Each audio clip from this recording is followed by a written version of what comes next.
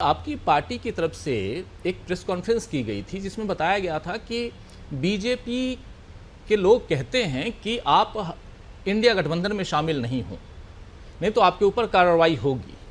मुझे याद है आतिशी जी ने भी ये प्रेस कॉन्फ्रेंस की थी। तो शायद ये जो मामला है कि आप कहीं बीजेपी में तो शामिल नहीं होने जा रहे हैं या आप सरकारी गवाह तो नहीं बनने जा रहे हैं, इसलिए आप छोड़ दिए गए, जबकि केजरीवाल जी अंदर है।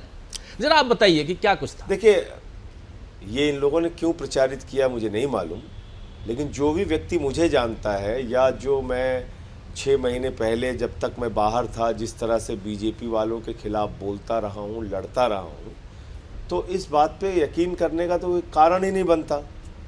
अब जमानत मिली सर्वोच्च न्यायालय के 3 माननीय जजों ने ये जमानत दी, उनका आभार है। लेकिन मुझे अपने केस के बारे में बोलने से मना किया गया है, तो मैं उस पर नहीं बोलूँगा।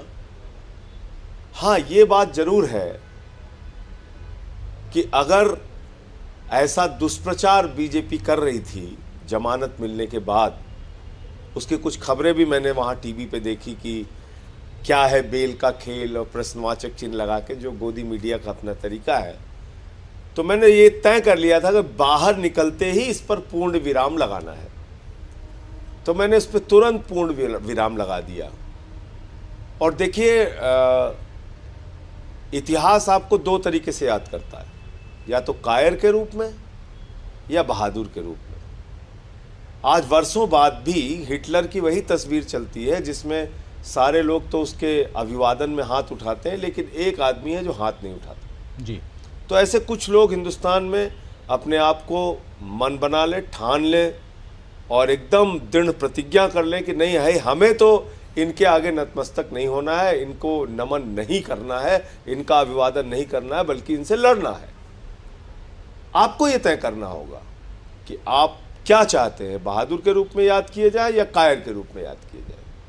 और ये मेरे दिमाग में, दिल में बहुत स्पष्ट था कि भारतीय जनता पार्टी इस देश के लिए खतरनाक पार्टी है।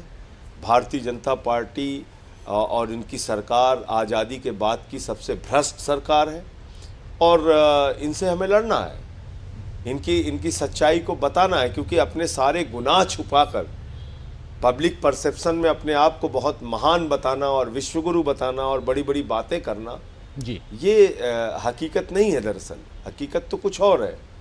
15 लाख करोड़ रुपए आप पूंजीपतियों का माफ़ कर देते हैं। नीरव मोदी, मेहुल चौकसी 20,000 करोड़ लूट कर हिंदुस्तान का बाहर बैठे हुए हैं। ललित मोदी हो, नितिन संदेशरा हो, कितने विजय माल्या हो, कितने नाम बताऊं आपको। जी बिल्कुल। आपने हेयर कट के नाम पे, सेटलमेंट के नाम पे 3,53,000 करोड़ रुपए कंपनियों का माफ़ कर दिया। नोटबंदी का घोटाला किया। हिंडनबर्ग की रिपोर्ट आई तो कार्रवाई कुछ नहीं की। जितने भ्रष्टाचारी देश भर में, चुनिंदा भ्रष्टाचारियों को चुन चुन के आपने अपनी पार्टी में शामिल कर लिया, और फिर भी आप भ्रष्टाचार के खिलाफ बोलते हैं।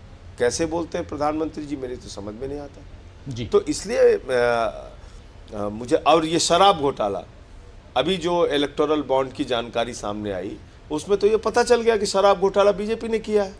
मनी ट्रेल स्टैब्लिश हो रही है जी। जो व्यक्ति शरद रेड्डी है, ईडी की गिरफ्तारी के बाद उसके खाते कैसे खुले हुए थे, उसके खाते क्यों नहीं फ्रीज किए गए, कैसे उसने 55 करोड़ रुपए गिरफ्तारी के बाद बीजेपी को चंदा दे दिया, और 55 करोड़ रुपए की राशि दी तो क्या प्रधानमंत्री की जानकारी में नहीं था, नड्डा जी की जानकारी में नहीं था, अमित शाह जी की जानकारी में नहीं था। 55 करोड़ रुपए ऐसे चले गए इनके खाते में और फिर उसकी बेल हो जाती है।